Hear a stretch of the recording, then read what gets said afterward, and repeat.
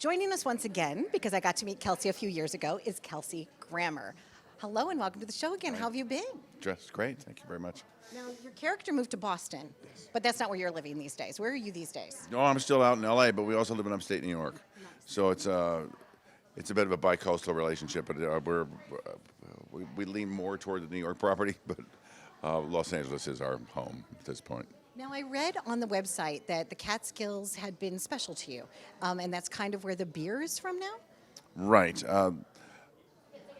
I used to go to the Catskills when I was a boy for Thanksgiving at my granddad's best friend's place in Kingston, New York, or just outside of it.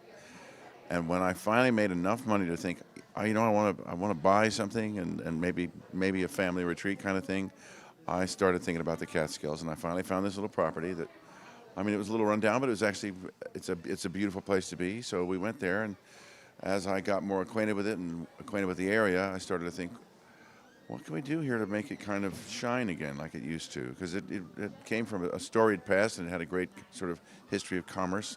And so I would walk the fields and walk some of the trails we'd cut, and water would just bubble up out of the ground. And I thought, water? The essence of good beer is water, and it's the best water I've ever had. So that's sort of how it all started. And then even almost really a decade later, we made some moves to actually build a brewery and invent a beer. Now, do you have like vats? Are you like stirring it and adding the yeast in? Kelsey, I want to know, at what part are you the brewmaster? Are you getting involved in that part? I'm more of a designer, okay. I guess. You know, as I design flavors that I talk to brewers about, and they say, well, yeah, we can do that, or we can't do it. And I say, well, maybe we could try this. What do you think? And they'll say, yeah, I'll give it a try.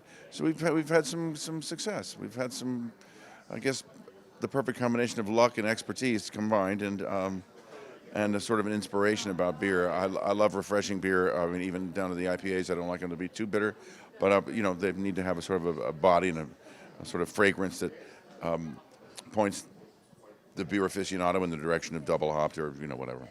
So I'm quite proud of the beers, and I can drink them. And I wasn't a beer drinker before, but I am now. Now, a lot of times people talk about, especially on the North Fork where we are today, they talk about pairings with wine. Mm-hmm. What are your favorite pairings for your beers? Well, interesting. It has actually gone through several pairing sort of events that we've done down in Atlantic City at some of the casinos, and we did one in Rochester. The ale is great with Mexican food, honestly. It's just fantastic, yeah. And barbecue. And in any of the IPAs, the hazy IPA is fantastic for summer stuff like crudo, some raw fish. Always beer, whatever. always pretzels. Yeah, I mean, beer's good. And, peanut butter and jelly. It could be peanut butter and jelly, honestly. The Calico Man single IPA is a fantastic beer. I've never really thought about what goes best with it. But it's nice with like a submarine sandwich, Absolutely nice. So tonight you're bartending. We're here as part of the North Fork TV and Film Fest. Mm-hmm. You were honored a few years ago. It's so nice to have you back here. What are your thoughts on tonight, actually bartending? Oh, well, I've done this quite a bit. I mean, honestly, the idea is we're only in New York and New Jersey right now. I show up at different little places, sort of local places, and pull some pints and sort of acquaint people with the beer, and they start thinking, well, that's kind of good. They show up for me, and then they realize the beer's pretty good. They see it somewhere, they might buy it. So that's slowly but surely we're going to have a Faith American in everybody's hand. It's nice to have another chapter in your journey, right?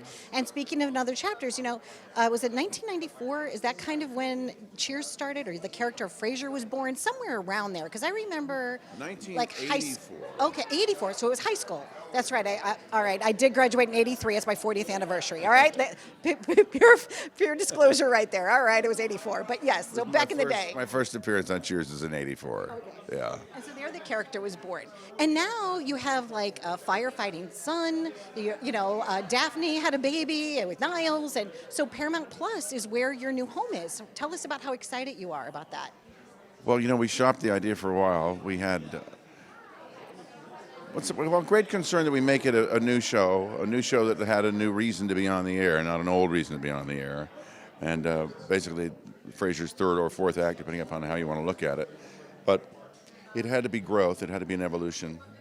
And what's interesting about, going back to Boston, is he's got an unfinished chapter there to write, and so he's decided he's going to go and write it, and it's pretty exciting, actually. I have my best friend lives in Melrose, and so it's fun. That whole town is fun, So having something placed there is great with the Harvard connection. There's so many neat backstories. Tom Russo, they're all doing. Your whole team's doing such a great job. You even directed. Did you direct a couple of the I directed episodes? several of them, yeah, 4, yeah. How do you do that to yourself? Do you hold a mirror and you'll be like, okay, Kelsey, I want you to deliver it this way? It took a long time. I didn't do it for quite a while. I always wanted to do it, but I thought I don't want to ever be the slow peg, in the board or whatever you call it. I didn't want to be that one thing that slowed the process down, like the wounded guy. So I spent a lot of time studying it and sort of gathering a sense of expertise about it, and then I stepped into it, and it's been great. I'll probably do. I believe we'll do some more. I'll probably do 6 of them next time. I'm really proud of you, and it's so nice to meet you once again here at the North Fork Festival. It's like old home week. People like each other. Truly, everybody there are some knows. who like each other in this business. Well, I like you. Do you like me? I do. Okay, we like So each far, so other. good, yeah. Okay, good. Kelsey, it was a dream. Thank you very much. Lovely to see you. Really appreciate your time. Thank you so much. Have a great night tonight. Thank you, we will. And here's to you. We're going to be having some beer. Which one should I have? Well, it's already. Do you like the hoppy stuff? Do you know? I like hoppy. Yeah, I grew up in St. Louis. You're going to love the blue hazy. All right. Love the hazy one. All right, I'm going for that. All right, stay tuned. We're going to go have a little beer. Be well.